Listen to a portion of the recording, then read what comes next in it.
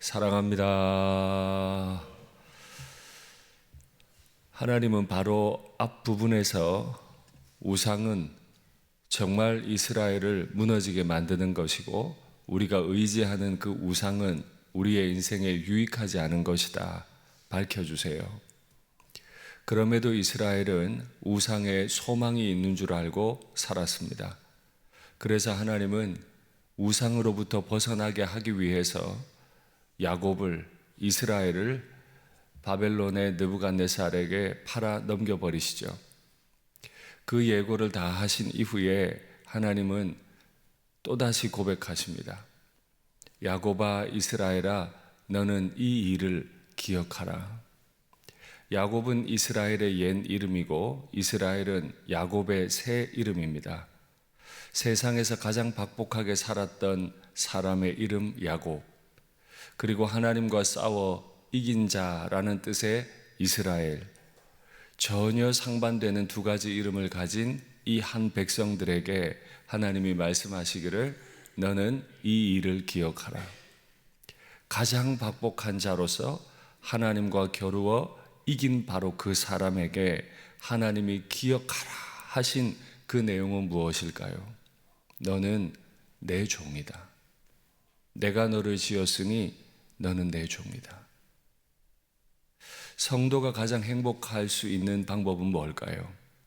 하나님을 기억하는 것입니다. 하나님의 무엇을 기억할까요?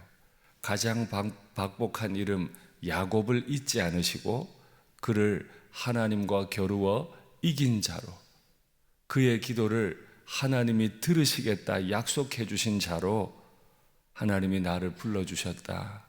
이걸 기억하는 것입니다. 성도가 하나님의 이름을 부를 때 깨닫게 되는 건 뭘까요? 너의 허물을 빽빽한 구름같이, 너의 죄를 안개같이 없애줄 거다. 사실은 야곱의 이름을 기억하면 동시에 떠오르는 건 그의 빽빽한 구름 같은 허물과 죄악입니다. 그는 자기 나름으로 자기를 의지하고 살아보려 했습니다.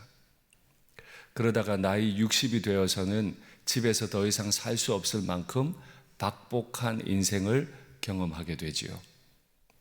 사람들이 다 그런 것 같아요.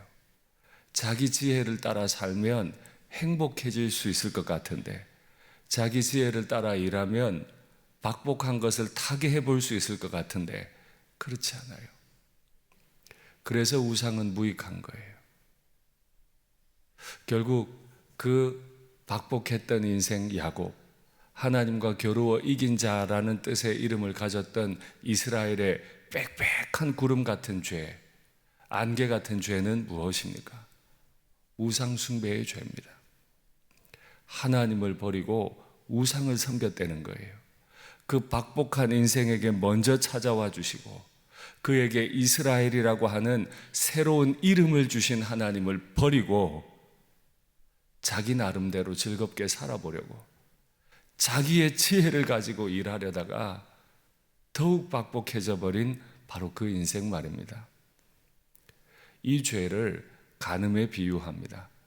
구약 성경은 이 죄를 영적 간음이라 그래요. 아내가 바람이 났습니다. 남편은 어떻게 해야 합니까? 버려야 마땅하죠. 그러나 하나님은 버리지 않으세요. 아내가 바람을 폈다면 그의 상대가 되는 상간남에게 상간남 위자료 소송을 걸어야 하겠죠. 그러나 하나님은 그렇게 안 하세요. 내가 너를 구속하였음이니라. 오히려 하나님을 버리고 가장 박복했던 여자를 세상에 가장 힘 있는 여자로 만들어 주었던 그 남편 되신 하나님을 버리고 바람난 그 인생을 하나님은 다시 구속하셨다. 그 상대가 되는 상간남에게 위자료를 받아내신 게 아니고 자신이 오히려 돈을 내서 아내를 거꾸로 사오셨다.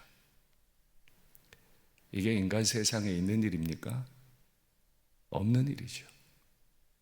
없는 일이에요. 그래서 오늘 말씀의 제목이 하나님이 해내신 정말 어려운 일이라는 겁니다. 인간 세상에 이런 일은 없어요. 그러나 하나님은 사람을 사랑하시되 이렇게까지 사랑하셨어요.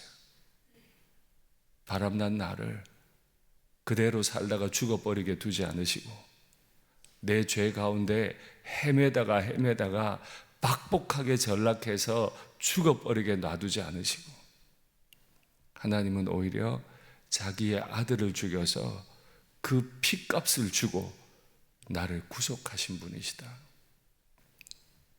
삶의 고비들이 있습니다. 때로는 지치기도 합니다. 모든 걸 놓고 싶을 때도 있습니다. 죄의 유혹이 왜 없겠습니까? 그때 우리를 또다시 살아가게 하는 힘, 그건 무엇입니까? 내가 바람난 여자여도 자기 아들의 피값으로 나를 구원하시는 분, 그분을 기억하는 거죠. 하나님의 이 구원하시는 모습을 종들이 옆에서 바라봅니다. 그래서 또다시 고백하는 거예요. 여호와께서 야곱을 구속해내셨다. 우리는 매 순간 하나님의 이 구원 사역을 고백할 수 있으면 좋겠습니다. 그리고 하나님은 몇 가지 자신에 대한 소개를 하시는데, 나는 이런 자다, 나는 이런 자다, 나는 이런 자다. 그 중에 한 가지 우리가 기억해야 할 사실, 고레스에 대해 말씀하시는 겁니다. 고레스에 대하여는 이르기를 내 목자라, 그가 나의 모든 기쁨을 성취하게 될 거다. 고레스는 바벨론이라고 하는 엄청난 제국을 무너뜨렸던, 그보다 훨씬 더 큰 제국을 이루었던, 동방의 인도까지 통치하게 되었던 엄청난 왕이죠. 하나님이 그 고레스에 대하여 말하기를 너는 내 목자다. 무슨 말일까요?